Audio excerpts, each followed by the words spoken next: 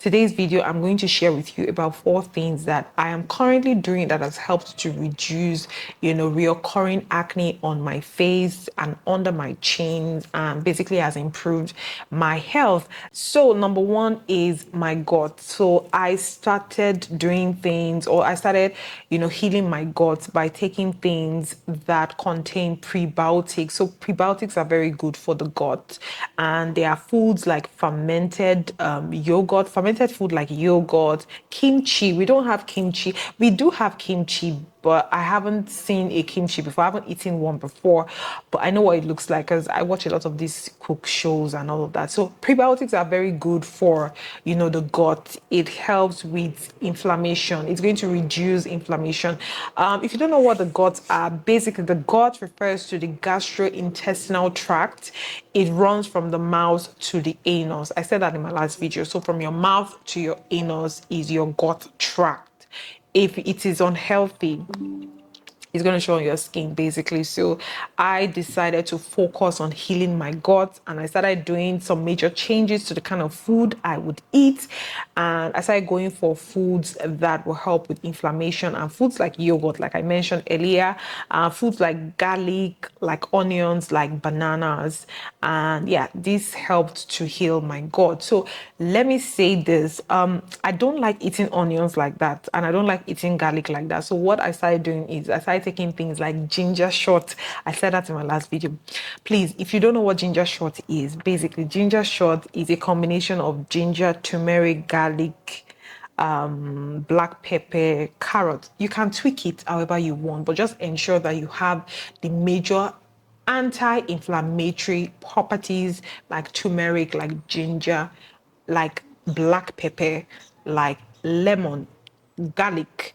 Those things will help with your gut. I'm going to leave a picture of the ginger shot I'm currently taking. So another thing I started doing was I started watching my diet and my hormones. So chin acne, basically, that's the one that comes out under the chin, is often linked to hormonal fluctuations. So it might not necessarily be that, your skin is undergoing something, maybe out of something you rubbed. It could be that it's your hormones. Like if you're about to see your menses as a lady, you know that some of us just break out. And, some people who are suffering from things like PCOS, they might also battle, acne and all of that, especially the ones under the chin. So what can you do to that? Or what did I do? Okay, I'm trying to make this video personal, so it's not like I'm lecturing you. This is my personal history or my personal experience that has helped me, and hopefully it helps someone there. So I started cutting back on dietary and high sugar foods because these things tend to disrupt the hormones. And as ladies, we have a lot of things going on. We have ovulation, we have menses, we have menopause. It's just crazy how everything is linked to men this, men that. I saw a funny post anyway. So yeah, I started, cutting down on dietary product and sugar because these things disrupt the hormones, and it helped me. I also started taking supplements. So yes, like I said in my, I'm very careful about supplement, but at the same time, I take supplement for specific issues. So I'm not just going to pop like gummies that will tell you you're going to have like healthy skin or healthy hair. No, I'm not just going to buy any supplement I find on the counter. If I'm buying a supplement, because I'm trying to target a particular issue. So because I'm having acne under my chin, aside going for supplements that will help with my hormones. Guys, can you see? Supplement that is going to do something specific for me that I need, because acne under the chin is also, as a result of hormonal fluctuations, it's just up and down and all of that. So things like, or supplements like primrose oil, very good when it comes to balancing the hormones. So evening primrose is usually my go-to Enfamol, basically, because they are like a trusted brand.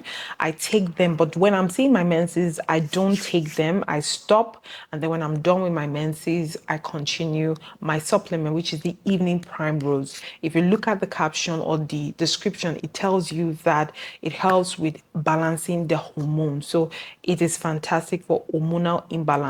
Then you can also go for things like milk thistol, thanks to my mother-in-law. Okay, she introduced me to that supplement. And basically, milk thistle helps with inflammation, the liver inflammation, kidney, basically inflammation, and it's derived naturally. So it's optional, you don't have to, but because I had it, I bought it. Am I going to buy it again? I'm not sure.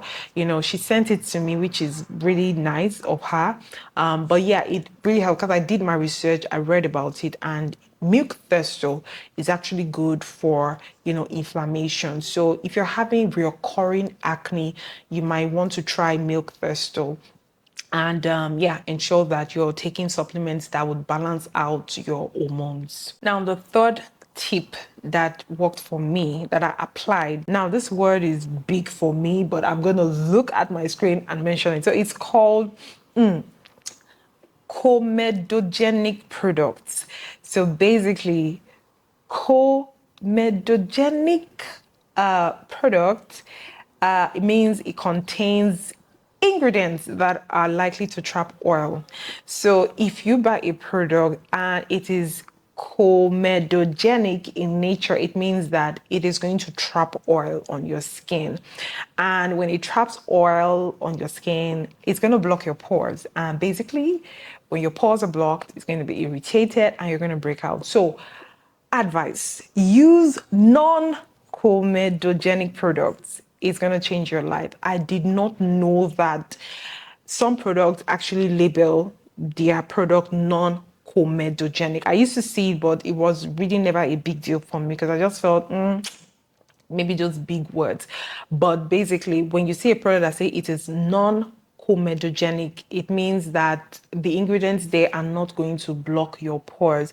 But if you see a product that states it is, but I don't think most products will come out outrightly to tell you that they have ingredients that will block your pores. I don't think so. So what I did is I started looking out for things that are comedogenic in nature. And guess what, guys? Things like coconut oil is comedogenic. If you're using coconut oil on your face and you are shouting acne, then you have not started, because coconut oil is comedogenic in nature. It's going to block your pores. It is heavy. It is that heavy. Forget it. Even though you're using it and you're cleaning it off immediately, it is going to get into your pores and block it. So do not use coconut oil on your face. Now I understand why they say don't use coconut. Like I used to wonder why. Research is really good. So things like coconut oil is comedogenic in nature. You don't want to use that. Things also like lanolin. I'm putting it on the screen. Okay, lanolin is also comedogenic in nature. It's going to block your pores. So if you are buying a skincare product that is meant for your face and you see those ingredients like coconut oil, like lanolin, then you want to avoid using that. And guess what, guys? There is actually a skincare product that contains this particular ingredient, and it's actually called the Elizabeth Harding 8-hour cream skin protectant. You will not believe. Like I did my research and I realized that, okay, we have products that actually are comedogenic in nature. And some of us don't know. And these products are actually for the skin, but we use them thinking we're helping ourselves, not knowing that we're causing other issues on our skin. So you need to be careful. Check the labels of your skincare product. Ensure that what you're using is non-comedogenic in nature. Also, your makeup, guys, you'll be amazed that some foundations, some foundation, some concealers contain comedogenic ingredients that will block your pores. So yeah, I'm very careful now. I'm going to make a video on the list of brands or products for makeup and skincare that are non-comedogenic in nature, but that's going to be like a later video. But you can also do your research. Right now, I'm very picky about what I apply on my face, makeup-wise, skincare-wise, everything. I'm very careful because I have an oily skin, and yeah, I don't want to disrupt my skin barriers and all of that. So yeah, so that's what I did. So yeah. this one is just a tip, basically.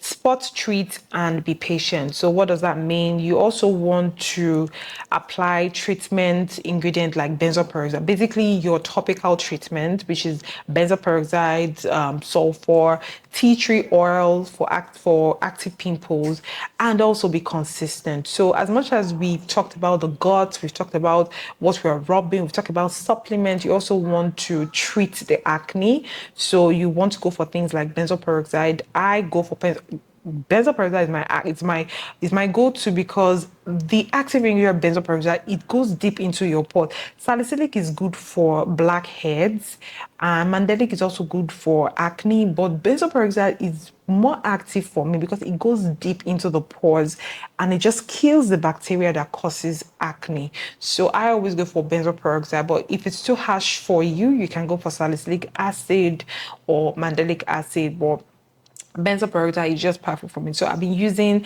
Panoxyl, and basically there are days that I wake up and I notice, okay, there's an active pimples here. I would just rub it and leave for 5 minutes or even 10. I just leave it, and it helps. It reduces you know, the appearance of acne. So guys, these are my 4 tips. Okay, if you're having recurring acne and you're using so many things and none is working, then you need to tweak and see what you need to adjust in your diet, your supplement, your gut. Check those out, and yeah, you'll be amazed that you are probably the cause of your acne breakout.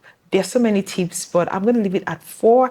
But I'm sure you guys also know some of those tips. But let me know in the comment section. Drop your tips, because I'm sure other women will go through the comments to see what you've been doing to reduce acne on your face. So drop your comments in the comment section. Thank you so much for watching. I hope this video helps somebody. Like I said, these are things I'm currently doing to reduce acne on my face and under my chin, and it's been working tremendously. So I hope it helps somebody out there.